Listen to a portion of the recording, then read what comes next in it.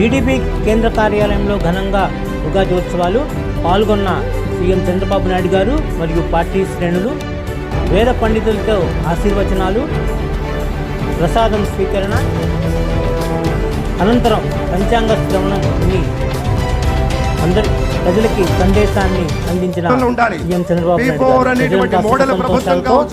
నాయుడు ఈ ఉగాది సందర్భంగా ఆయన అందరికీ సందేశాన్ని అందజేశారు.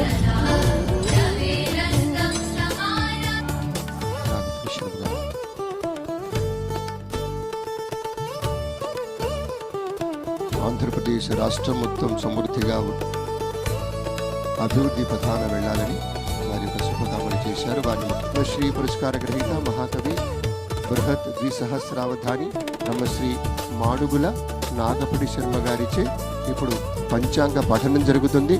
మనమంతా